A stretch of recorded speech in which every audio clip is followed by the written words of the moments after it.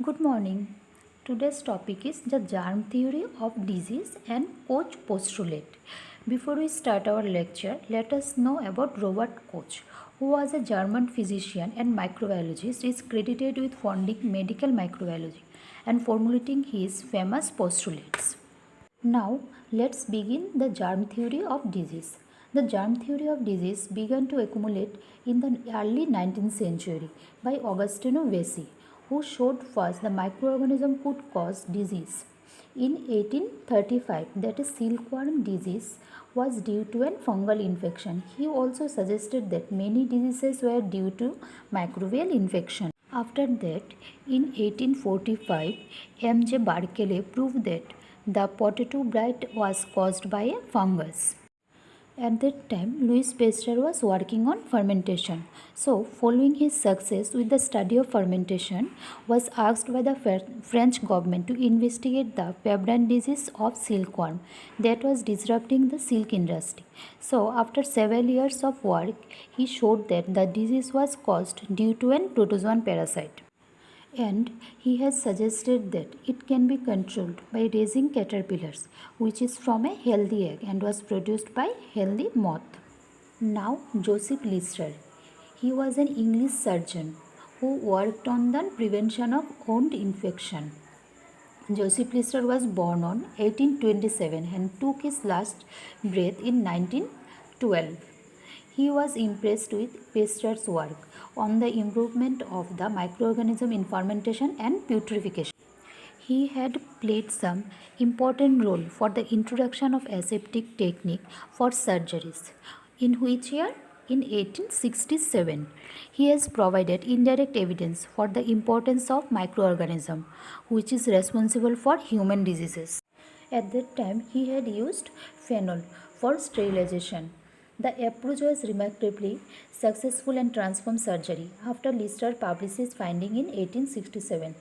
It also provided strong indirect evidence for the role of microorganism in disease. But at that time, it was not clear until the work of the German physician Robert Koch that the concept of infectious disease was developed and given direct experimental support. At that time, phenol was sprayed over the surgical area and dressing materials, and the instruments were heat sterilized. The first direct demonstration of the role of bacteria in causing disease came from the study of anthrax by German physician Robert Koch. At that time, he has established a relationship between Bacillus anthracis and anthrax by the help of his former teacher Jacob Henle. In the early work, he studied anthrax, a disease of cattle and occasionally of human. What is anthrax? Anthrax is a disease which is caused by Bacillus anthracis. After his examination, he has established that the bacteria were always present in the blood of an animal that was responsible for disease. For that, he has done an experiment with mice and he called them as experimental animal. Using appropriate control, he demonstrated that when a small drop of blood from a mouse with anthrax was injected into a healthy mouse, the healthy mouse developed anthrax. So, to examine second mice, he took blood and observed that same characteristics of disease was developed. However, Koch carried this experiment a critically important step further. He discovered that anthrax bacteria could be grown in nutrient fluid outside the host, and that even after many transfers in laboratory culture also. The bacteria still cause the disease when inoculated into a healthy animal.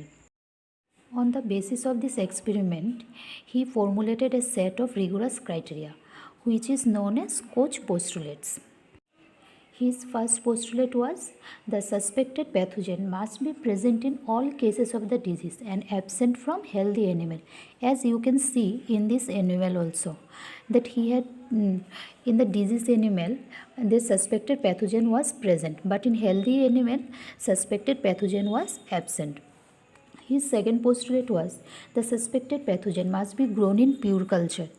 In experimental aspects also, he has explained that colonies of suspected pathogen was present in agar plate, but colonies of suspected pathogen was absent in healthy animals agar plate.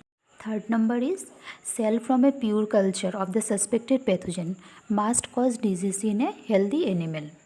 To prove this third point, he inoculated healthy animal with a cell of suspected pathogen, and the result is that the healthy animal was decreased.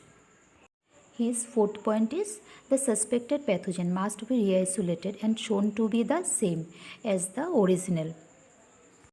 So, the summary of his postulate was: Koch injected healthy mice with material from diseased animal, and the mice became ill.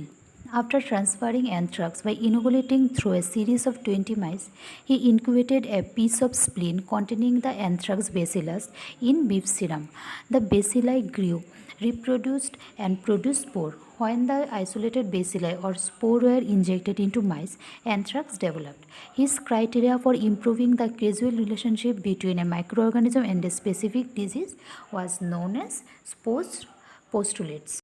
In the modern genomic area, he also weighed is on the questions of cause and effect in infectious disease by developing molecular method for identifying potential pathogens. For that, he has developed molecular Koch postulates. The molecular postulates are: the virulence trait under study should be associated much more with pathogenic strain of the species than with non-pathogenic strain. Then, inactivation of the gene or genes associated with the suspected virulence trait should subsequently decrease pathogenicity. Third, replacement of the mature gene with the normal wild-type gene should fully restore pathogenicity. Fourth, the gene should be expressed at some point during the infection and disease process. Fifth, antibodies or immune system cell directed against the gene products should protect the host. For example, some pathogens cannot be grown in pure culture outside the host because other pathogens only grow in human. Their study should require an experiment on animal. The identification, isolation, and cloning of gene responsible for pathogen virulence, which made it possible for new molecular form of Koch postulates that resolve some of these difficulties. The emphasis is on the virulence gene present in the infectious agent rather than on the agent itself. After that also, the molecular approach cannot always be applied because of the problem, such as the lack of an appropriate animal system. It is also difficult to employ the molecular postulates when the pathogen is not well characterized genetically. So, this is all about germ theory of disease and Koch postulates and its molecular postulates and Joseph Lister. So, let's have some quick summary of today's lecture. In 1845, M.J. Barkley proved that the potato blight was caused by a fungus. In 1867, Lister publishes his work on antiseptic surgery. In 1876, Koch demonstrated that anthrax is caused by Bacillus anthracis. In 1884, Koch postulate was first published. So this is all about my today's lecture. If you like my video, then don't forget to share it. Thank you for watching my video.